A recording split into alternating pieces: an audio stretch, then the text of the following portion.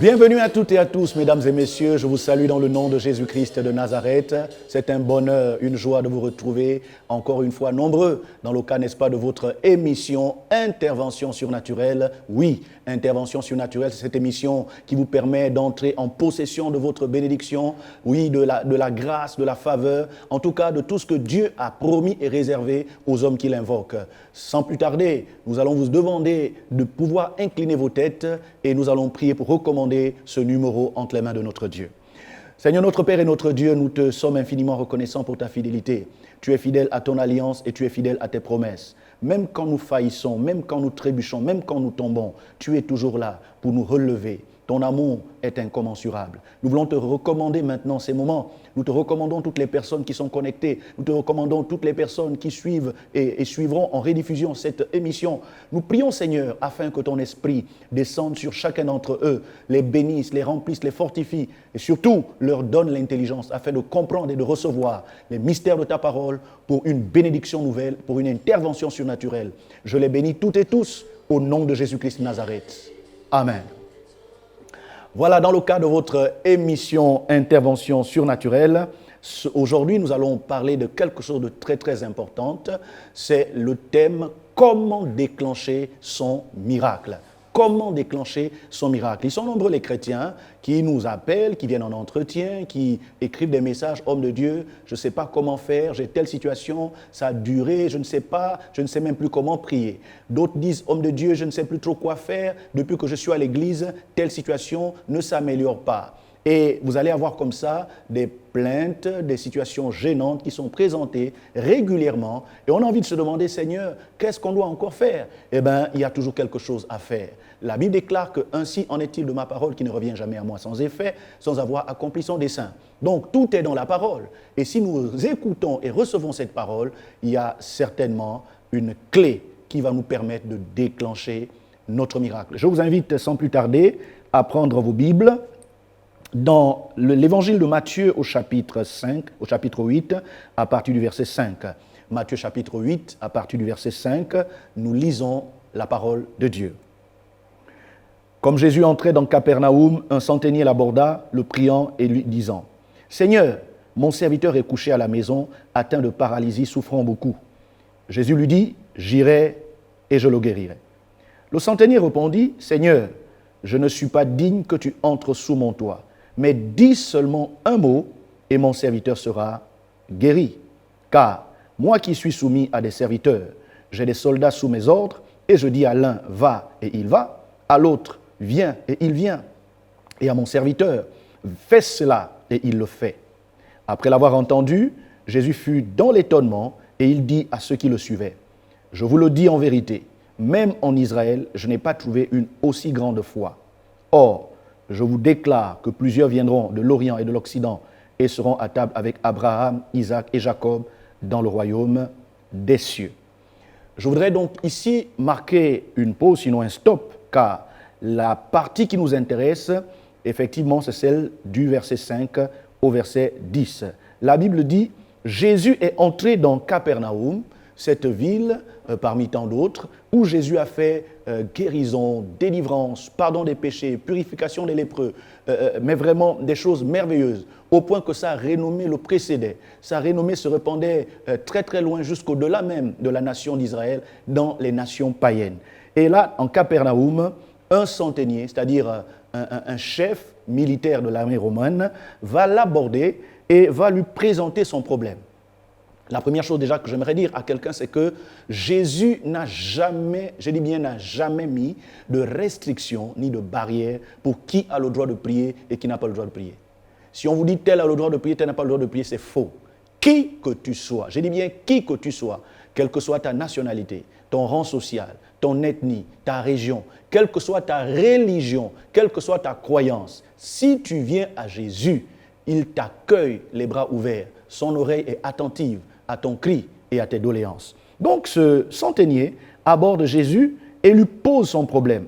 Il lui dit « Seigneur, mon serviteur est couché à la maison, atteint de paralysie et souffrant beaucoup. » Pendant que je suis en train de parler, je vois dans l'esprit des gens dont la carrière est paralysée, des gens dont le foyer est paralysé, des gens dont la santé est vraiment paralysée, des gens dont les finances sont complètement asphyxiées. Vous avez tout essayé, mais rien ne marche. Vous faites beaucoup d'efforts pour peu de résultats. Et vous posez la question de savoir comment je dois encore prier. Qu'est-ce que je peux encore faire? Cet homme avait le même problème que vous. Cet homme avait la même situation que vous. Cet homme était préoccupé. Et je suis sûr qu'il était allé plusieurs fois au temple. Il allait voir les docteurs, il allait voir les pharisiens, il allait voir les sadducéens. En tout cas, tous ceux qui avaient la pratique religieuse en ce temps-là se sentaient et allaient les voir. Et je suis sûr que, n'ayant pas eu gain de cause, c'est pourquoi il approche le Seigneur et il lui pose son problème. Parfois, il est important de laisser, n'est-ce pas, les intermédiaires. Parfois, il est important de laisser les escaliers, de laisser les béquilles et d'aller directement au Seigneur. Et quand on va directement au Seigneur, on lui pose le problème, on lui pose notre gêne, on lui pose notre difficulté, on lui pose notre situation sans détour. Vous savez, parfois, l'exagération dans la politesse diminue l'intervention par rapport à la résolution de notre situation. Il est important d'aller droit au but. Cet homme est allé droit au but. Il dit, Seigneur, mon problème, c'est que j'ai mon serviteur qui est malade. Ce n'est pas une petite maladie. C'est une maladie qui l'a complètement invalidé, qui l'a complètement paralysé. C'est une maladie qui fait qu'il n'est plus utile. Il ne peut plus travailler, il ne peut plus balayer, il ne peut plus aller faire des courses, il ne peut plus faire le jardinage, il ne peut plus rien faire. Or, je l'aime, c'est l'un de mes meilleurs serviteurs. Je l'ai depuis longtemps. Il a de la place dans mon cœur. Il est pour moi comme un fils. Le Seigneur l'a regardé et Jésus va lui dire une chose qu'il avait rarement l'habitude de dire pour ceux qui sont des païens. Jésus va dire, j'irai et je le guérirai. Pourquoi je le dis? Souvenez-vous qu'une femme cananéenne, donc une païenne, s'était approchée du Seigneur pour lui poser aussi un problème lié à l'état de santé de sa fille. Et le Seigneur a clairement dit, je ne vais pas aller parce que je n'ai pas été envoyé vers toi, j'ai plutôt été envoyé vers les brebis perdues d'Israël. Voyez-vous le contraste? Dans cette histoire, Jésus, sans se faire prier, sans se faire supplier, décide de lui-même d'aller dans la maison de ce païen et de régler le problème de son serviteur qui était malade. Mais le serviteur va réfléchir et va répondre en disant au Seigneur, « Je ne suis pas digne que tu entres sous mon toit. » Première clé, pour déclencher votre miracle, vous devez réaliser que vous n'êtes pas digne. Un seul est digne. C'est celui qui a donné sa vie à la croix. C'est celui dont le sang a coulé. C'est celui qui s'est écrié, tout est accompli. Un seul est digne. C'est celui qui a porté la couronne d'épines. C'est celui dont le côté a été percé, dont les mains et les pieds ont été percés. C'est celui sur qui on a craché. C'est celui dont on a arraché la barbe. C'est lui seul qui est digne. Nous les hommes, quel que soit notre rang, notre position, notre qualité, notre grade, nous ne sommes pas et ne serons jamais dignes. Un seul est digne, c'est le Seigneur Jésus. Et cet homme a compris cela. Il dit, Seigneur, je ne suis pas digne que tu entres sous mon toit. Mais qu'est-ce que son toit avait de particulier? Parfois, il est important d'entrer en nous-mêmes et d'examiner quelle est l'atmosphère, qu'est-ce qui se passe sous le toit de notre maison. Oui, très souvent, nous pensons que Dieu est obligé de nous exaucer. Non, commençons par examiner notre environnement. Quelle est l'atmosphère? Qu'est-ce qui se passe au quotidien, du lever du soleil jusqu'à son coucher? Qu'est-ce qui se pratique dans notre maison? Qu'est-ce qui se pratique dans notre lieu de travail? Qu'est-ce qui se pratique là où nous allons au marché? Est-ce que nous glorifions Dieu? Est-ce que nous élevons Dieu? Est-ce que nous honorons Dieu? Est-ce que nous faisons sa volonté? Ou bien quelque part, nous faisons la promotion des œuvres de l'ennemi? Cet homme était honnête. Il a reconnu que sous le toit de sa maison, il y avait une mauvaise activité. Il y avait le péché, il y avait la désobéissance, il y avait, n'est-ce pas, l'infamie, il y avait toutes sortes d'iniquités. C'est pourquoi il dit au Seigneur, je ne suis pas digne que tu entres sous le toit de ma maison. Mais dis seulement un mot, my God. Dis seulement un mot. La deuxième clé pour déclencher ton miracle, tu as besoin d'un mot. Tu as besoin d'une déclaration. Tu as besoin, n'est-ce pas, d'une proclamation. Vous savez, le mot grec traduit par la foi ou alors la parole, il y a deux mots. Il y a logos, il y a rhéma.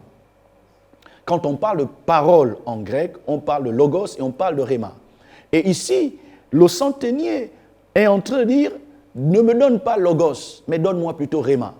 Je sais que dans la mission que le Père t'a donnée, je sais que dans ton mandat, je sais que dans tes pouvoirs, tu peux le guérir, tu peux faire quelque chose. Mais s'il te plaît, moi je veux que tu me dises un mot. Parce que si tu déclares le mot, si tu proclames une parole, quelle que soit la distance, quelle que soit la gravité de la maladie, quel que soit l'état critique dans lequel se trouve mon serviteur, je sais qu'il sera guéri. Effectivement, Jésus va s'étonner, Jésus va s'émerveiller. La Bible dit, dis seulement un mot et mon serviteur sera guéri. Car moi qui suis soumis à des supérieurs, j'ai des soldats sous mes ordres. Qu'est-ce que le centenier romain est en train de nous apprendre? Il est en train de nous apprendre qu'en réalité, la puissance de Dieu est véhiculée sur la terre par les anges.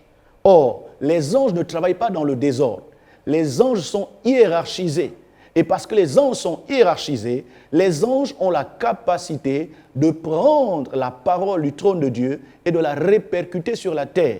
C'est pourquoi le centenier dit à Jésus, tu es le grand roi, tu es le chef suprême de l'armée céleste. Dis un mot et un de tes soldats va exécuter sans que tu aies besoin de te déplacer physiquement. My God, quelle révélation! Combien d'entre nous réalisons que parfois on n'a pas besoin que le pasteur vienne te rendre visite.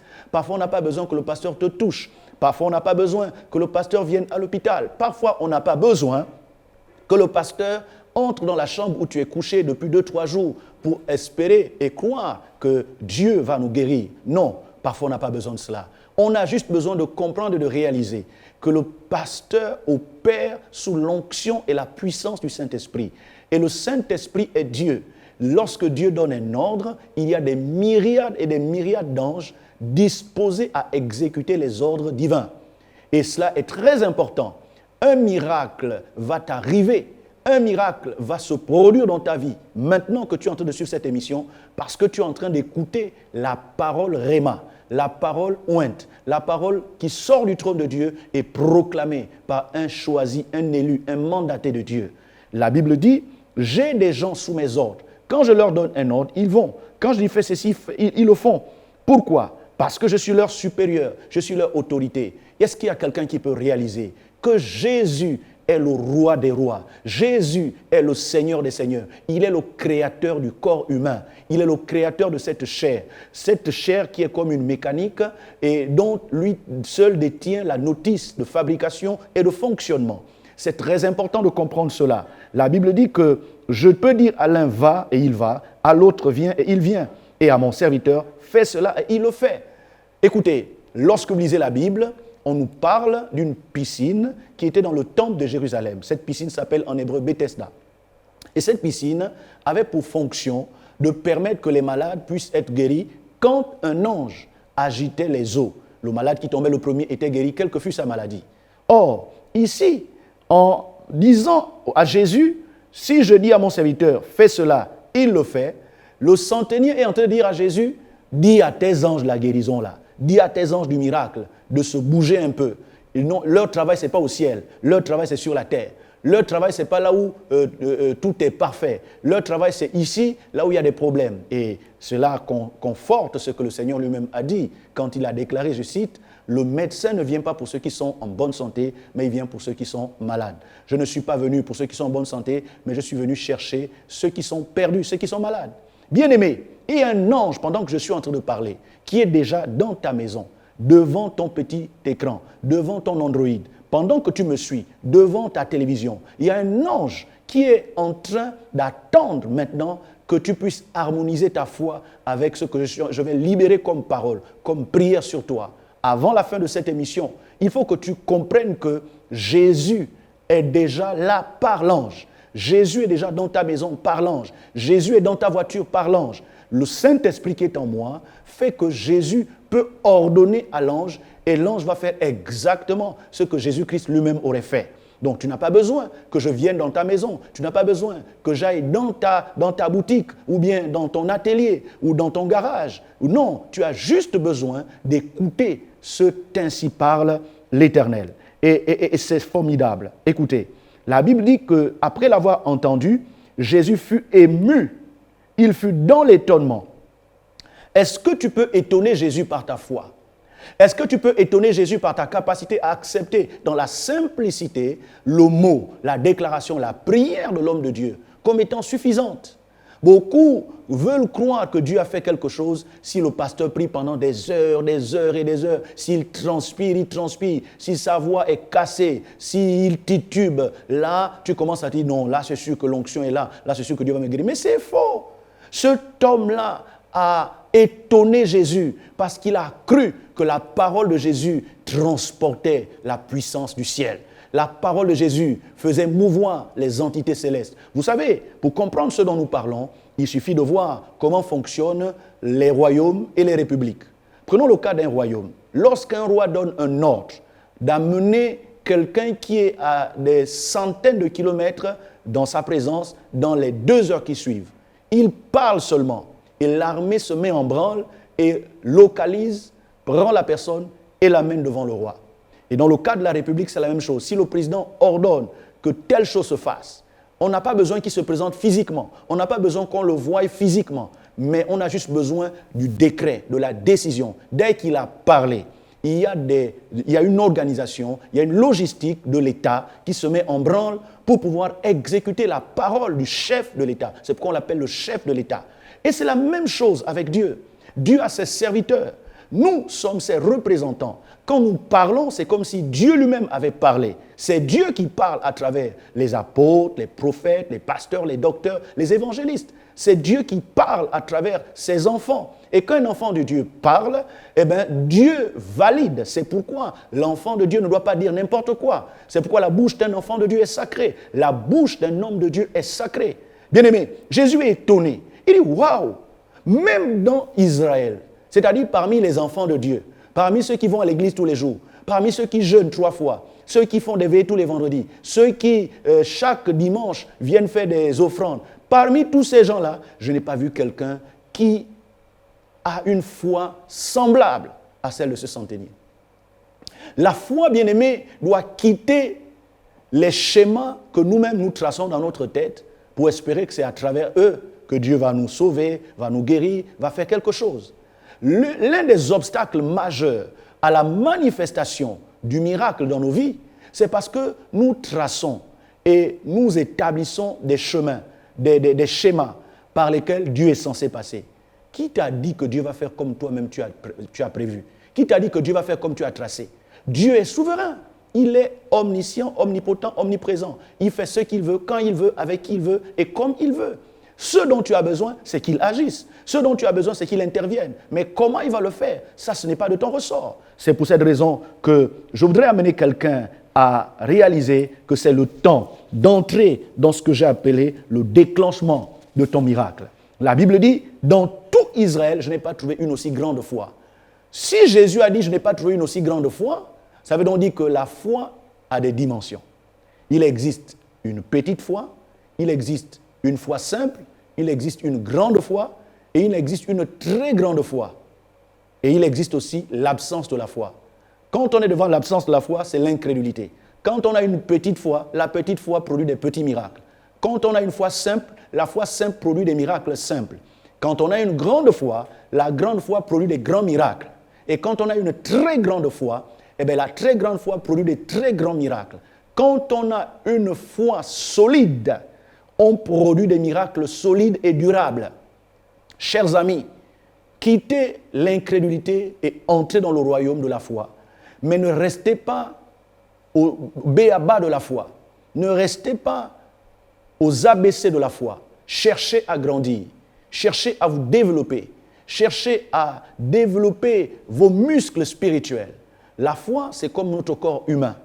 Au fur et à mesure que nous mangeons la parole et que nous faisons des exercices spirituels, notre foi se développe. Elle se développe et nous permet d'être en bonne santé. Mais si vous ne nourrissez pas votre foi de la parole et si vous n'acceptez pas les exercices d'application, il sera difficile que vous puissiez avoir des miracles. Et quels sont ces exercices d'application? Ce sont les difficultés, ce sont les épreuves, ce sont les problèmes qui se présentent à vous. En réalité, tout problème qui vous arrive est un exercice que Dieu vous donne afin de pouvoir emmener votre foi à un niveau supérieur. La Bible dit, dans tout Israël, je n'ai pas trouvé une aussi grande foi. Vous savez, il y a eu une époque dans ma vie où j'étais convaincu que Dieu aimait plus certains serviteurs de Dieu par rapport à d'autres.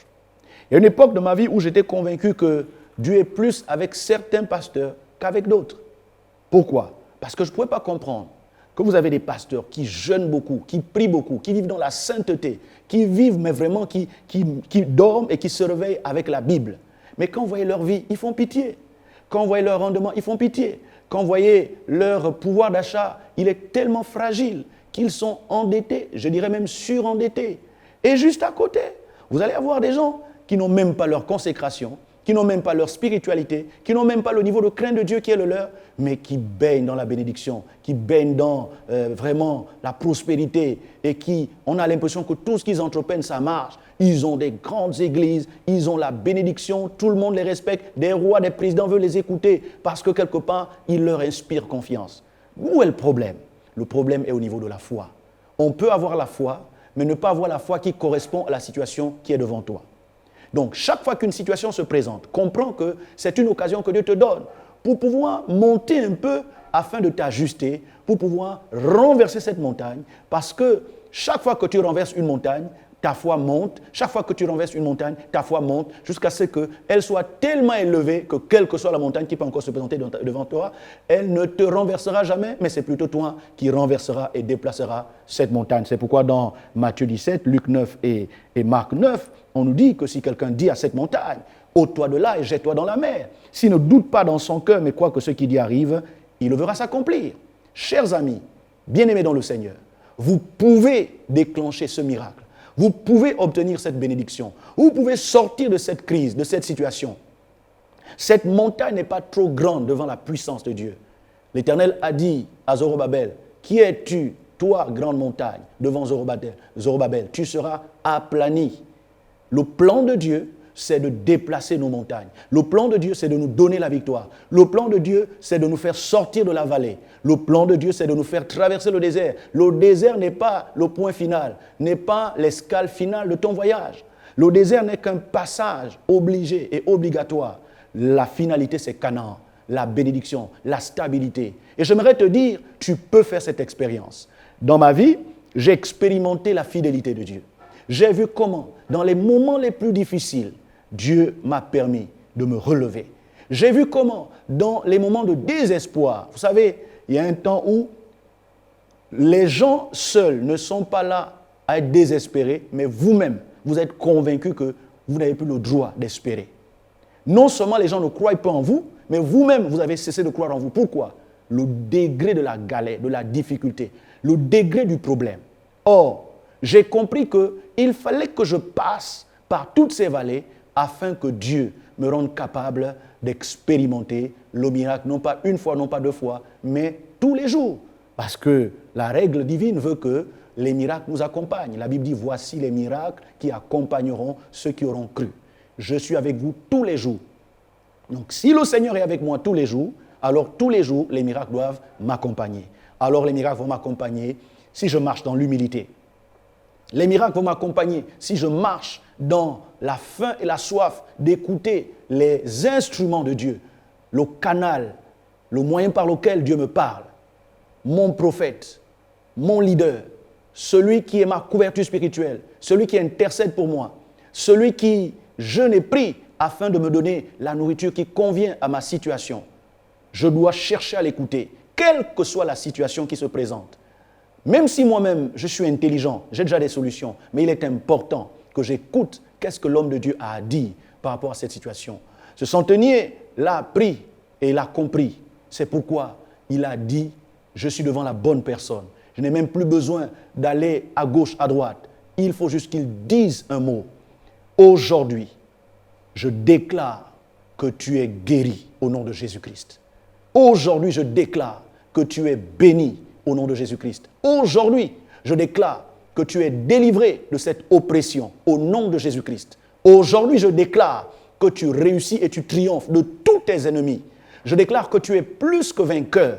Je déclare que l'huile qui est sur ma vie brise toute forme de joug, toute forme de lien, toute forme de cadenas et de chaînes qui étaient dans ta vie. Je déclare la bénédiction de l'Éternel qui enrichit et qui ne se fait suivre d'aucun chagrin. Alors tout simplement, que Dieu t'emmène dans cette dimension où tu sauras que ce n'est ni par force, ni par puissance, mais par le Saint-Esprit. dit l'Éternel. Ce n'est ni par force, ni par puissance, mais par le Saint-Esprit, dit l'Éternel. Écoutez-moi bien. Il y a des gens qui pensent que, quelle que soit ma prière, en tout cas, cette situation-là, vraiment, elle est trop compliquée. J'ai tellement de témoignages.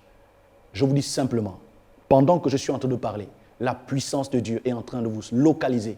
La puissance de Dieu est en train de vous saisir. La puissance de Dieu est en train de détruire la maladie, la dette, l'oppression, les maris, les femmes de nuit, les implants mystiques qui se baladent dans votre chair et vous empêchent de bien dormir. La puissance de Dieu est en train de vous purifier et de faire de vous une exception dans votre génération.